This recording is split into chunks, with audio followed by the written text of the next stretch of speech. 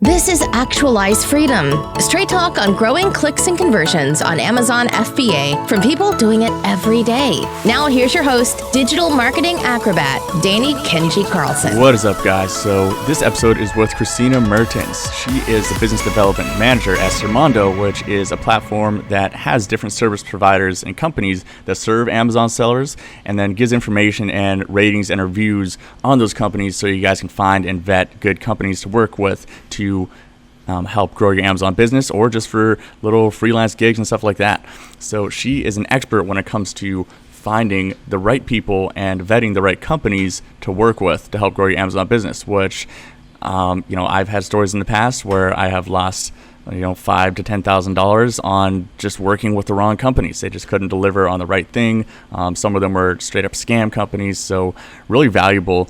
We talk about how exactly to find these companies, how the best companies are often not the ones you think they are, and just some tips in general about working with freelancers and different companies to get the best results for the money you're paying them. So let's dive right into this episode with Kristina Mertens. This is going to be a really interesting one, talking about how to just really run your business in a good way. I think a lot of people talk about the hacks and the fancy marketing tactics and everything like that, and that's all good, but really focusing on that is going to take you down the wrong path in most cases, and most people neglect the really important things that we're going to talk about in this episode.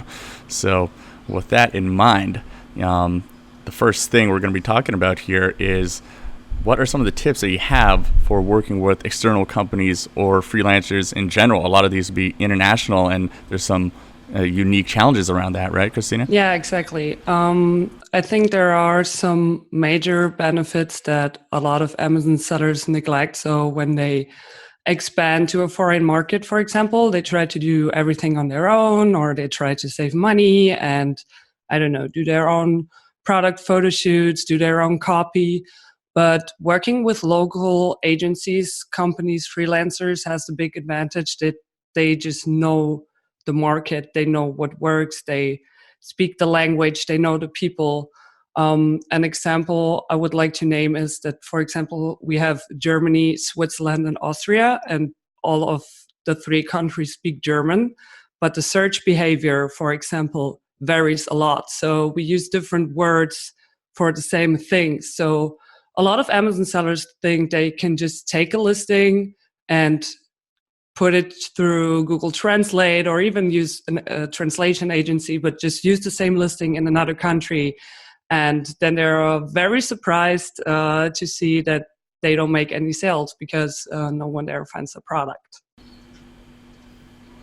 Yeah, it's probably the equivalent of you see a lot of Chinese sellers who have listings where the English is very questionable, right? You can clearly tell that it's some Chinese English going on. And there's actually, I think, a pretty widespread Bluetooth connection lady, like a recording of the lady. It's like Bluetooth connected.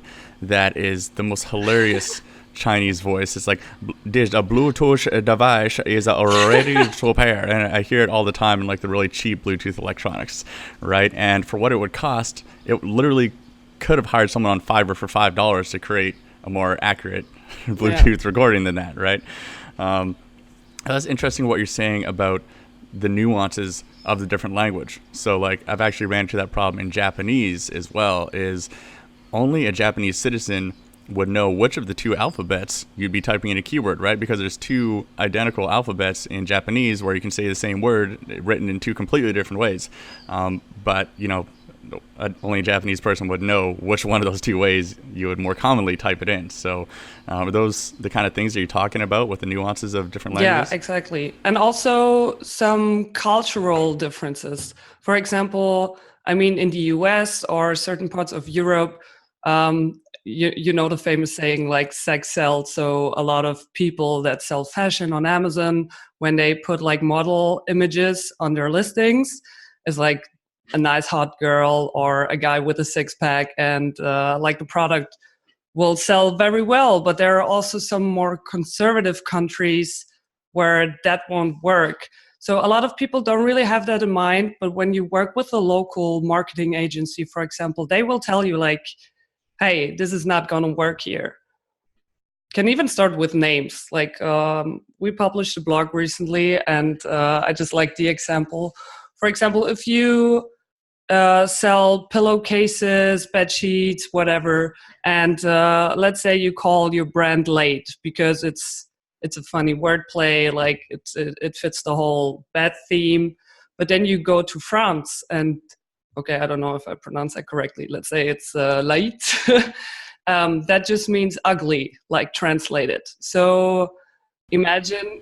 Late means ugly. Yeah, I mean, imagine you Google cushion cover or whatever, like in a big fat letter, like ugly cushion cover. Would you buy it? Probably not. So there are so many small things where I think that just a local freelancer agency company can like help you out with and give you great tips on how to perform well on that market. Yeah, there's a really funny example here in Bali, actually. So the word suka means it means like I like it. So like I suka this, I like this. But there's a lot of Russian people here as well, and suka means bitch in Russian. So it's very, very different. Like there's one of my favorite cafes called like Suka Espresso, and the Russians probably think that's hilarious. So like bitch espresso. I can imagine. So yeah, be careful about that, guys. And what about other tips when hiring or working with freelancers? What are some ways that you recommend people, or like some steps that you recommend people take in order to get the most out of the working with freelancers? So first of all, I want to talk about on how to find the right freelancers or the right companies to work with. One of the things that really make me furious is to see people getting recommendations in like Facebook groups, especially when it's like in a really, really important part of your business, such as logistics, something like fulfillment, and then just ask in a random Facebook group like, hey, can someone recommend me a great fulfillment center? And then just this random person says like, oh yeah, try ABC fulfillment. So they're like, okay, I will go with it. So I think, okay, you just trust a random person with your 10, 20K products that just arrived like on a random Facebook group. So, and then a lot of times those people that are recommending those companies are either the owners or work for the company or get like commission on recommending them. So there's a lot of financial incentive for them to recommend certain companies to you. So what I would recommend first is like getting a good overview of what the company is doing and getting like independent reviews from other sellers. And then a step which seems so natural and obvious is like check if the company is legit. It starts with try the phone number. When there's a phone number on the website, just call and see if someone picks up. A lot of times those scammers or like scammy companies, they don't even put that much effort into their scam. So there are some pretty basic, I wouldn't even say hacks, just some basic things that you can do to make sure, at least superficially, that a company is legit. Yeah, it certainly makes a lot of sense. And I'll admit it straight up. We have a virtual assistant here at Kenji ROI that just scans all these Facebook groups and lets us know about all these posts of people asking, and we'll just post our own stuff in there. You know, that's exactly what we do. And I totally agree with what you said about who you're getting the recommendation from. Because for me, I rely heavily on recommendations for different companies I should work with and everything like that. But I put a lot of focus into how much do I trust that person's recommendation. And if someone recommends me a company and they turn out to be bad, that really hurts their like reputation in my eyes of how much I'm going to trust the recommendation. But like, I will only trust the recommendation of people that I know for sure are getting good results with whatever that specific thing they're recommending is, right? People just want to be helpful. They'll just say some company that they came across and it looks interesting, but they don't really know what it is. But people who are smart, who actually are having success, they know the value of the recommendations and that it reflects negatively on them if they recommend something bad, so they don't recommend bad stuff, right? Exactly. So if you're taking the recommendation of someone who is not successful, you're probably just taking the recommendation that they just found somewhere and just are passing along to you without any, vetting behind it or anything like that, right? And maybe you can give us a few more examples of just some basic steps that you take just to see if these companies are legit and just to go through a little bit of a vetting process. What I also always recommend, if possible, jump on a quick video call, and it doesn't matter which kind of company it is. It doesn't matter if it's a product photographer, or if it's a fulfillment center or freight forwarder, whatever. Because I think it's more personal that way. And if you already see that the other person is trying to avoid talking to you and doesn't want to hop on the video call, I mean, it's like 21st century. Everyone has a camera and a microphone. It's an well-connected business world. So everyone has that. Every legit company has the possibility to do that with you, to convince you of their services. So if they're already kind of shady about that, maybe you should not work with them. And also, if you jump on a video call, then you can directly see if there's chemistry, if you like them, if you think their work ethic is great. You can ask questions that the other person probably won't like how much does that cost?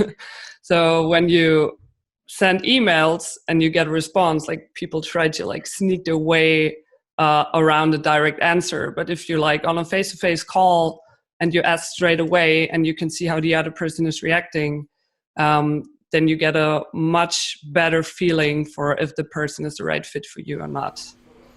Yeah. And certainly if you're going to be doing thousands of dollars worth of business with the company, you probably want to be able to trust the company is actually going to be able to fulfill on whatever you're paying them to do, right? And that brings us to, you have a lot of insight into Amazon sellers and the mistakes that they commonly make when they're starting out. Give us an example, what are some of these mistakes so that the people who are listening can avoid making them themselves? So what I said earlier is that when people starting out, they don't really, if they start out in their home market, there are some general mistakes. What I hate is when people say oh yeah, that's only my side business. That's only my side hustle. Because if you have that kind of mindset, then I don't think you will go that far. You have to treat your Amazon business, or whatever you want to call it. I like to call it sales channel, because I'm not a big fan of putting everything on Amazon. But let's say we call it Amazon business. So even if it's only an Amazon business, you should really treat it like a real one. You should know about taxes. You should know about basic entrepreneurial stuff. You should know your numbers. You should know the difference between revenue and profit. It sounds funny, but I see this really a lot online, that people mistake revenue with profit. You should know the laws. You can't just import any kind of stuff and then sell it on Amazon. I read that all the time. Because I say I read it all the time, I just want to make that clear. I'm in a lot of Facebook groups just to see what kind of problems sellers are facing, just a little background. I see a lot of Amazon sellers that invest a ton of money, sometimes even up to 10K for a product. And then they're oh, I'm not really allowed to sell that in that country, or this category is gated and now I can sell that. So I'm okay, yeah, maybe you should have checked that in advance. So just the basic stuff that you need for any business, you should also apply to your Amazon business. Don't treat it as some sort of funny money machine. You know what I mean? Yeah. Well, and just to piggyback on that too, I pretty commonly get in conversations with people who, in my opinion, they have been lied to, or they've been taught by very dishonest people. Unfortunately, in the Amazon FBA space, there are a lot of people teaching people how to sell on Amazon in a pretty dishonest way that just gives a much rosier picture than what it actually is. People making it sound a lot easier than it is, a lot more passive than it actually is, and the chances of success happening just being able to do it in a much simpler way than it actually is. And I talk to people quite often that would reach out to the agency or guests of the podcast or fans of the podcast and stuff like that, that they have gotten themselves into a situation where they purchase a bunch of inventory and they've tried a few things, but after talking to them for 2 minutes, they clearly really don't understand how everything works. And basically, whoever taught them how to sell on Amazon just told them you can pretty much just like throw it up and like turn on PPC ads or something, and you're going to be making $20K a month on that product. Like it's just not the case, right? So, I mean, to me, that's one of the biggest problems. Like, how do you think the listeners of this podcast, how do you think they can vet who they're listening to make sure that they're not one of these bullshit artists that are just spitting out stuff that is much easier than it actually is, or it's just not the truth? Because that's, in my opinion, one of the biggest problems out there.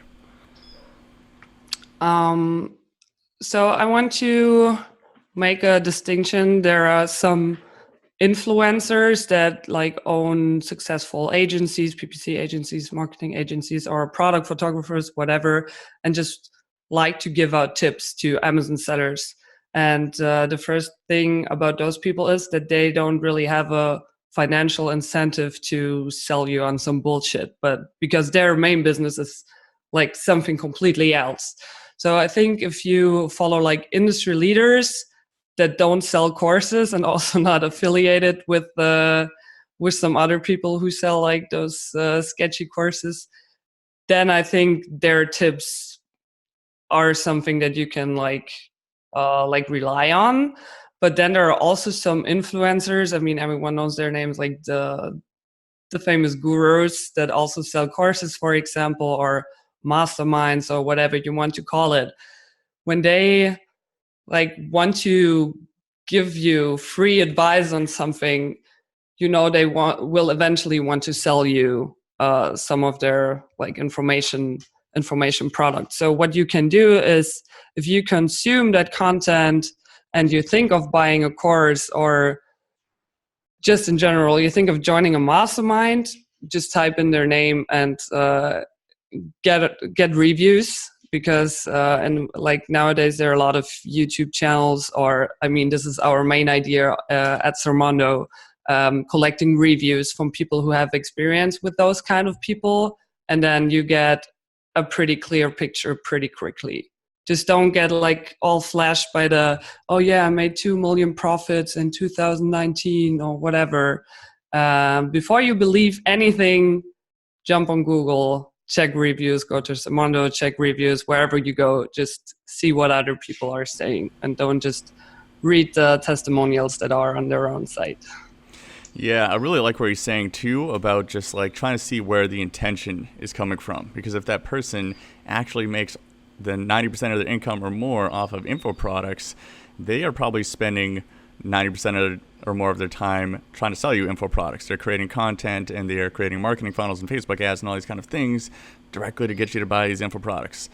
And you know, marketing is kind of a tricky fine line sometimes with what is over-promising and what is under-delivering, right? Like, how do you still convincingly sell the benefits of what you're offering without just like offering something that is unreasonable to offer, right? And yeah, determining the fine line between, you know, these people's marketing, like what is legit and what is just promising something they can't actually deliver, I think is an important skill that you have to develop if you're not going to get scammed by, you know, some $2,000, $5,000 course that is just going to be garbage information, or like some like information that can actually be damaging, right? It can cause you to make decisions that are going to cause you to lose a large amount of money.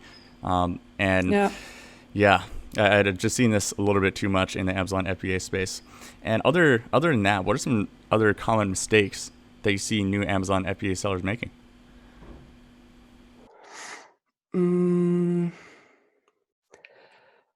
What I said like a little bit before is they treat Amazon as a business, not as a sales channel. And I'm very open about it. I've never been an Amazon seller myself. Like my business partner Tobias, he has been selling on Amazon for several years. I just help packing the parcels. But what I learned from working in the industry for, I think, 1.5 years now and talking to a lot of Amazon sellers is that you can go bankrupt like really, really quickly if you think that Amazon is like this whole shiny gold mine and you don't really diversify your risk. I mean, I get it. It's kind of tempting. Amazon is easy to sell on. You don't need a lot of technical knowledge. You don't need an own online shop. You can just have a product and sell it on Amazon. You have like this huge user base. So it's sometimes seems too good to be true, and the fact is that it's exactly that. It's too good to be true. As soon as your listing gets suspended or your account gets suspended, you're like, I don't know if I can say that, but you're like fucked. Like, what are you doing? You don't get any sales. Like, your seller ranking will go down. Like, everything goes to shit basically when you don't have other sales channels where you can like sort of diversify your risk. So this is something that most new Amazon sellers make, like Amazon sellers that come to the whole selling on Amazon idea when they read like it's a great business model, that they don't really think about investing in an online shop or investing on selling on other platforms. I mean, there are so many multi-channel integration tools right now. So it's basically very easy to sell your products on eBay and Walmart and Amazon at the same time. And if you solely focus on Amazon, I think sooner or later you will get financial damage. This podcast is brought to you by Kenji ROI, a complete done-for-you service for your Amazon listing creation and optimization. Everything from product photography, including lifestyle images with a real model, graphic design images and studio images, to the copywriting and keyword optimization, the videos, and enhanced brand content if you're lucky enough to have brand registry. We also manage marketing when it comes to Amazon ads. And also, for some bigger sellers out there who might be interested in building a messenger list, we offer services creating the ManyChat funnels to follow up with customers for more reviews, to help build your own audience that you can launch new products to, help rank for new keywords. And there is Facebook ads management built into that as well for the right sellers. So if you want to learn more about Kenji ROI, head to KenjiROI.com. That is actually my middle name, Kenji, with the ROI added onto the end.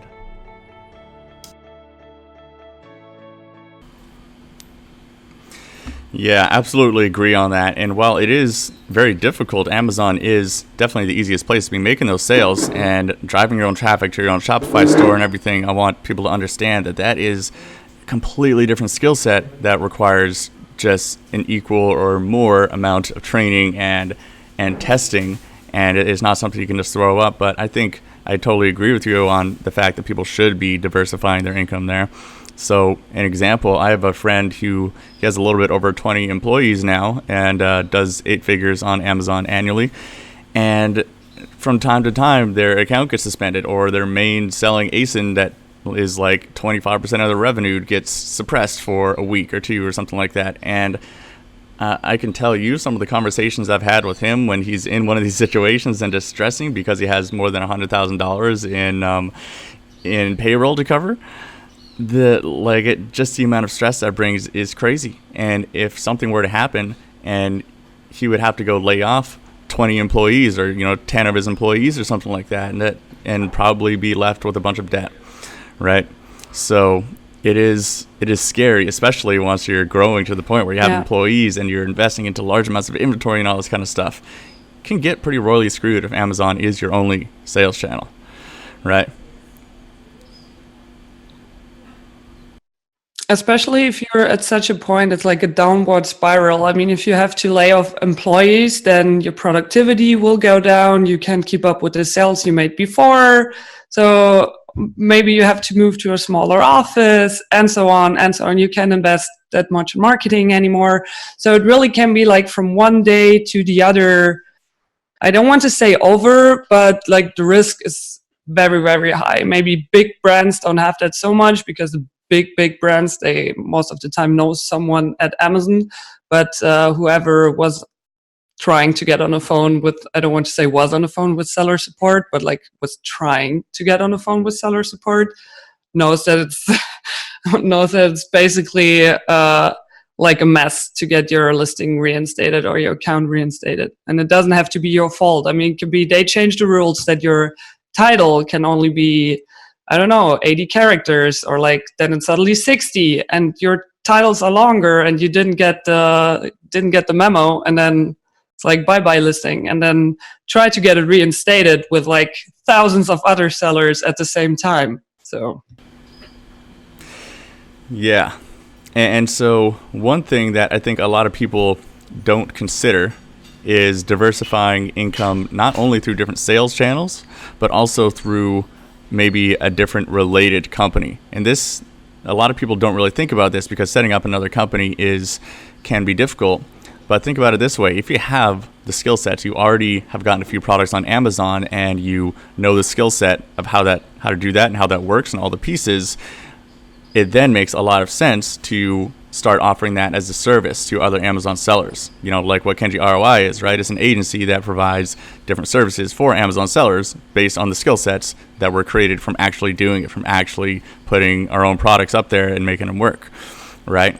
And I think a lot of people don't consider that as an option, but for most people who have those skill sets, it's not a whole lot extra to just take those skill sets and then build a service-based agency around that, for example. What do you think about that as a potential alternative?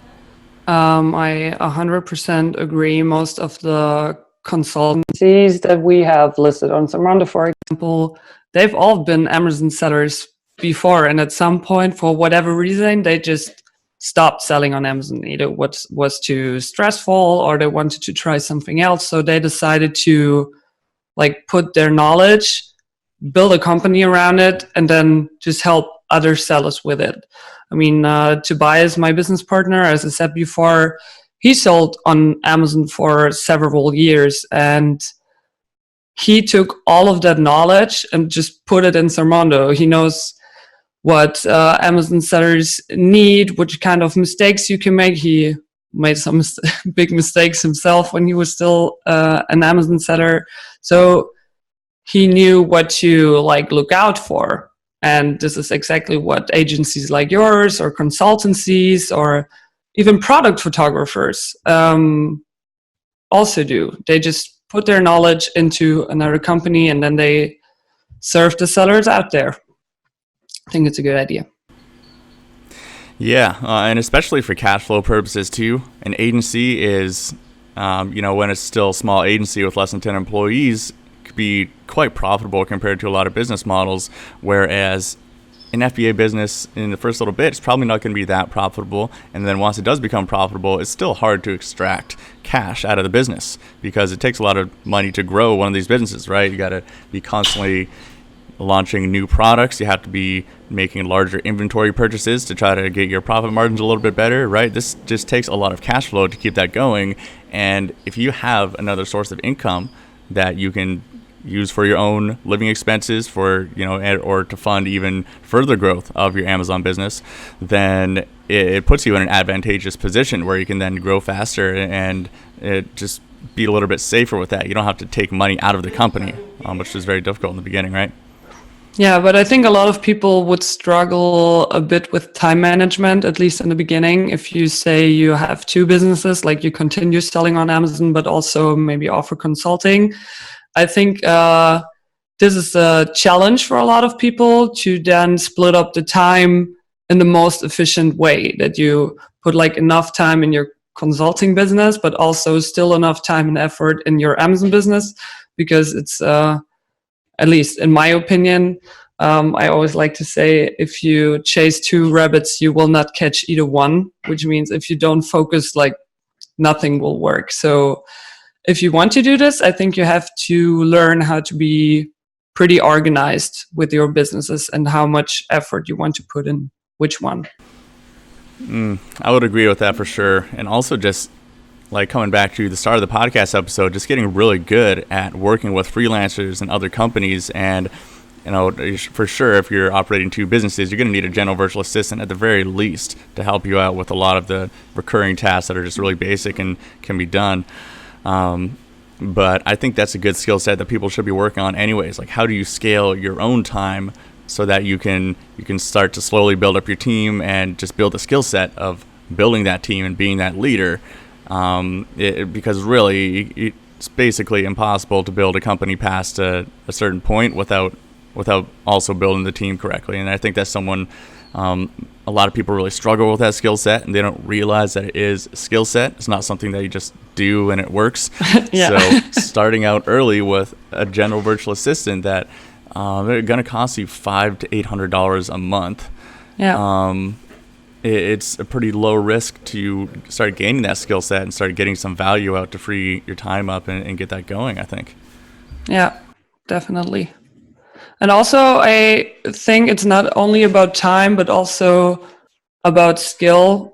Maybe let's stick to the Amazon example. I mean, if you are not really good at writing, maybe you shouldn't write your own product descriptions and your own bullet points and make your own content. Or if you really suck at photography, or even if you're great at photography but you suck at editing, then don't try to make all the images on your listing yourself, because that time that you need to invest to really master that skill in a way that people look at your listing like, I want to buy this, is like not worth it most of the time. People always think they save money by doing stuff themselves, but when it takes you like 5 or 6 times as long as a professional would take, then in the end it really costs you money. It's just costs that you don't see. It's like opportunity costs. If you like calculate how much you earn per hour and then you spend like, I don't know, 200 hours learning Photoshop for 2 listings you will ever create in your whole life, then maybe you should rethink that calculation. So yeah, I just think it's hard for many people to trust people from the outside with their product. They always think like, oh, they don't understand my product, they don't understand my brand. But like, those people do that for a living. They know how to market your brand, your product. They know how to communicate it. So it's really about trust and like giving a part of your baby, of your business in other people's hands, and then just trusting in the process. It's just a standard phrase, but it's true. Yeah, and for people who want a little illustration of that, maybe the best I've ever seen at outsourcing and still making a large amount of money while having like a really cool lifestyle is a past podcast guest, Eric Dahl. He's my buddy here. He spent a month with me up here in Bali, and he does between $2 and $3 million a year on Amazon.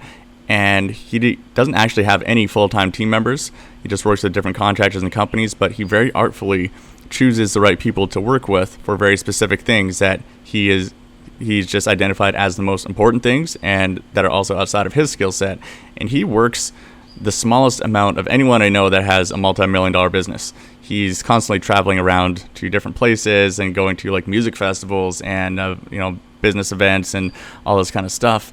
And when it comes to dollars earned to lifestyle ratio, he's probably got the best one I've ever seen. So if you become really good at that skill set, then maybe your life will look like Eric Dahl's one day, and you'll be popping into Bali and then back over to the States and then back over to something for a music festival. So definitely worth checking that episode out, Eric Dahl. And so to come to a close here, what do you think? If I was someone who's just starting out and I wanted to hire, my first freelancers, my first companies to work with, what do you think is a good starting point? Like, should people just like open up Upwork and just start typing in some stuff, or should they hire people for, just a small test job? Like, what do you think is a good starting place? First of all, before you jump right into searching a freelancer or a company, you need to be really clear about what you want, not only when you work with creative companies, but especially then, but just like in general, because how could you possibly find a company you want to work with if you don't know what you want? Like, also the company can tell you what you want. You have to be really, really clear about it. You have to, let's stick to the listing creation example. You have to have a clear vision of your brand, how you want to communicate it, your brand values, all that stuff. Like, no freelancer in the world can tell you how your brand should be. Like, of course, they could give you some tips, but you have to feel it. It's your business. So really make sure you know exactly where you are, where you want to go, and how you want to like sell yourself, how you want to present yourself. And then, of course, go to Zalando. No, I'm kidding. But yeah, I mean, of course, you could go to Zalando to find the best service providers in the Amazon industry. You can like read reviews from other sellers. You can fill out a requirement form and we will match you with the right service provider. But yeah, as I said, be really clear about what you're looking for. Is it okay if the service provider speaks another language other than your mother tongue? How many employees should the company have? All that stuff that could be important to you, because the more clear you are about what you want and what you're looking for in a company, the more filters you can set and the less time you need to invest to really find the right fit for you. Where was I? Exactly. Then you know what you want. Then, yeah, depending on which work you want to outsource, there are different platforms for it. Yeah, like Zalando, but you can also go to Fiverr or Upwork for like super small tasks. I don't know, if you just need white background for your photo. And definitely before you hire someone, read the reviews, read what other people say about them. And then when you start working with them, make sure you tell them everything that's important for you for this project, so they also know like how to work and what you expect, and then they can tell you right from the start, like, is this possible or not? So it's all about managing expectations, so you won't be disappointed in the end or pay for something that you didn't want. And yeah, make sure you always, and this goes for like any business relationship in the world, always make sure you give feedback. Like if the freelancer or company tells you, like gives you 5 updates and you're too shy to tell them that you think their work sucks, then you can't go there like after 2 months and say like, hey, I don't really like your work, I want my money back. Like that's not how it works. So give constant feedback. Also, if they, not only negative feedback, but if they do something good, make sure you appreciate it, give them good reviews on whatever platforms they are. And yeah, these would be my main tips. Awesome.